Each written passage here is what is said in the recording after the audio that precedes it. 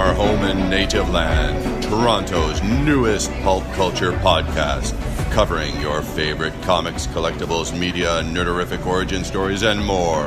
Here it is, nerdos and nerdettes, Comic Sync.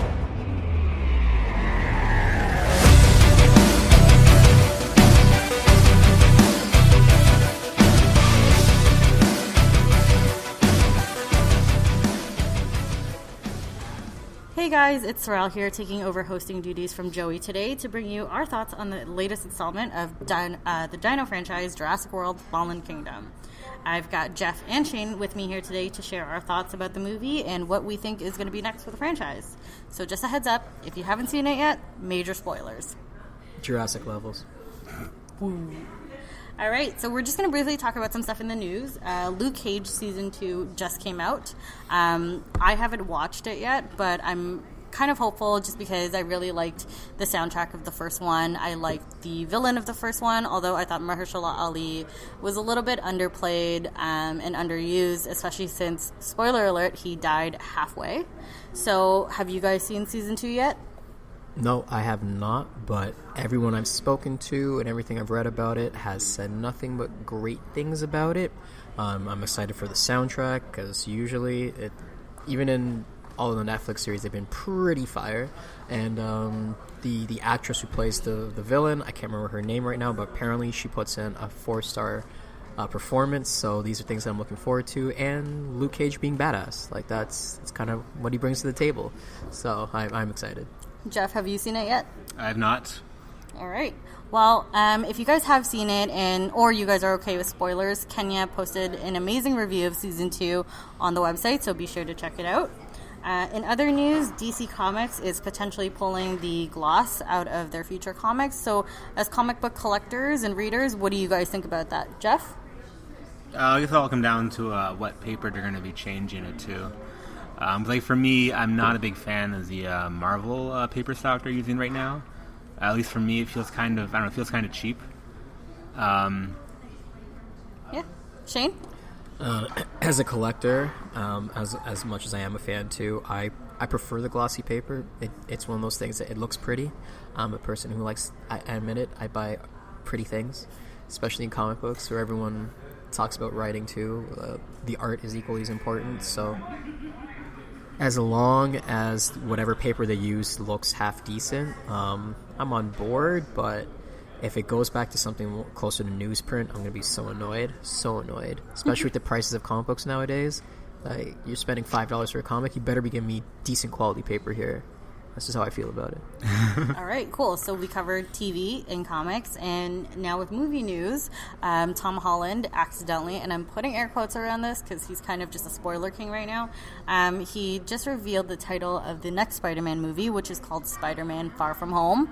And from what I've read, they are actually going to be taking place in Europe this time. So, I mean, what are your guys' thoughts on our friendly neighborhood Spider-Man not being in the neighborhood anymore? Change is good.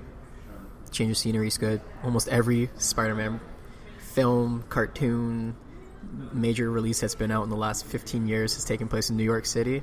We know Spider-Man goes on adventures outside of New York City, so from what I've heard, there potentially could be some sort of S.H.I.E.L.D. element to this film. It might be introducing Silver Sable, who knows? I don't know, because Sony seems to be playing around with that. Silver and Black, I hope you die.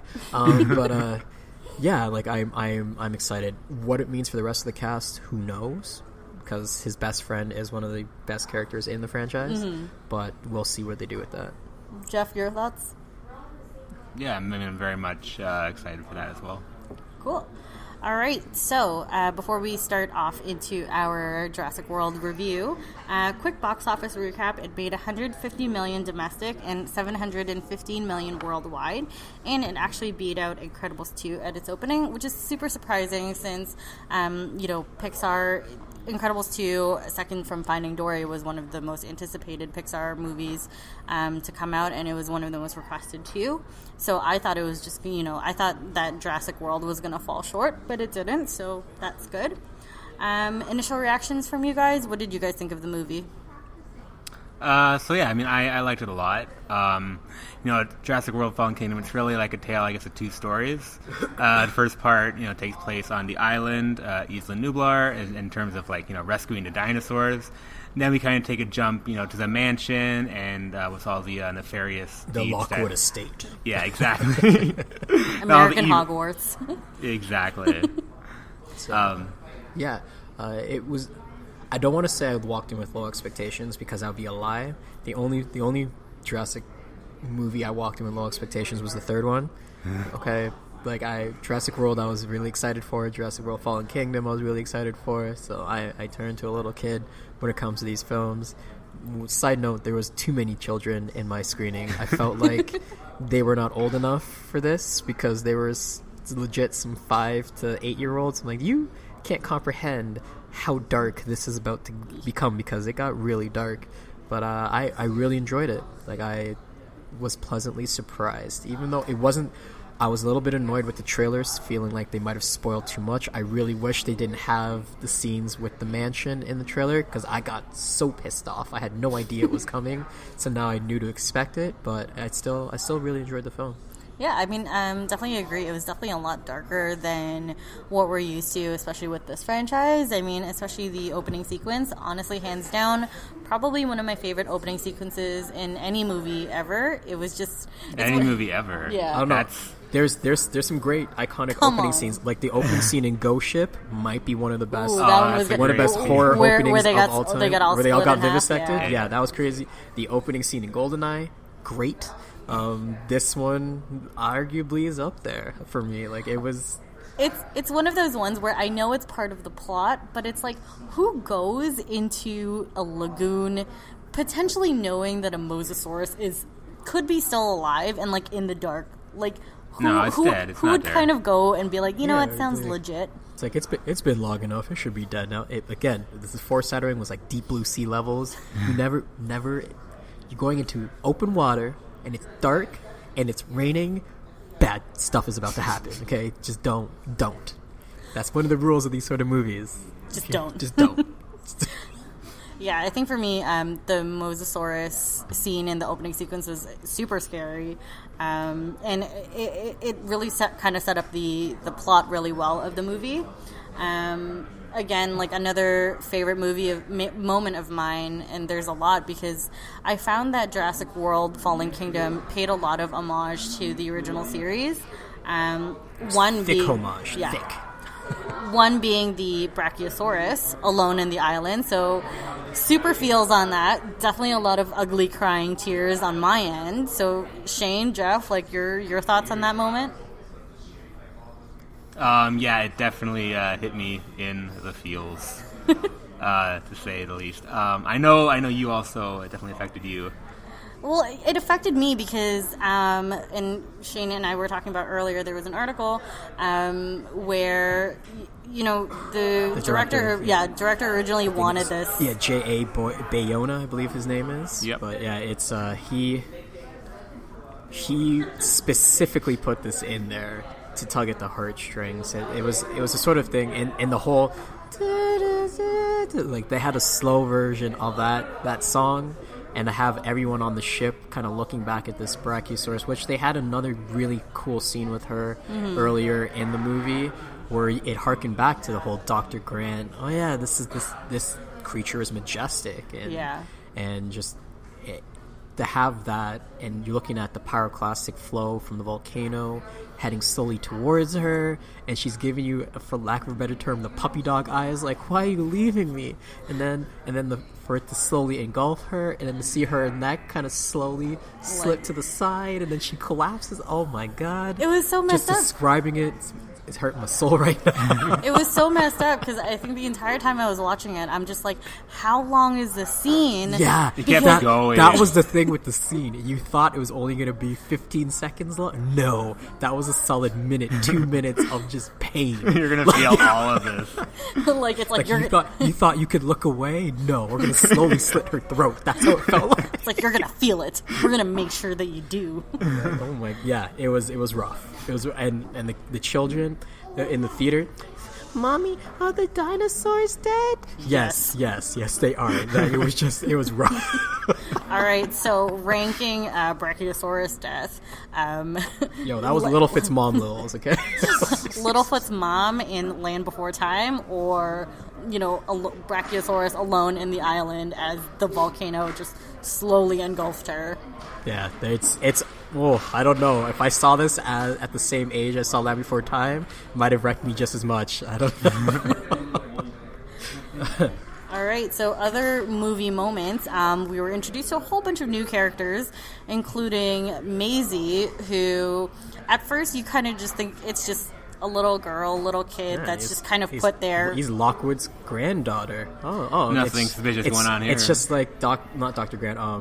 Ellie. God. Well, not Ellie. What were the? What's the guy's name in the first movie again? Peter? Hammond. Oh. Hammond's grandchildren. Yeah, Peter and the girl. Yeah. Whatever her name is. See, this is how long when the franchise has been around for almost 20 years. Like it starts to become a haze in our old people minds. But yeah, like you thought that she was sort of that sort of character where, of course, you knew there was going to be some sort of dinosaur that's chasing her, or she's going to link up with Claire and Owen. Like you knew that. But once the plot twist, the M. Night Shyamalan twist happened, you're like, oh snap, they're actually going that route, and it brings it back to the speech that Jeff Goldblum, that beautiful, beautiful man, gave to Congress earlier in the film. Like it's because they do introduce a lot of concepts of genetic manipulation and exploring science to the nth degree, and whether we should just because we can, or whether some of these things just naturally need to go away.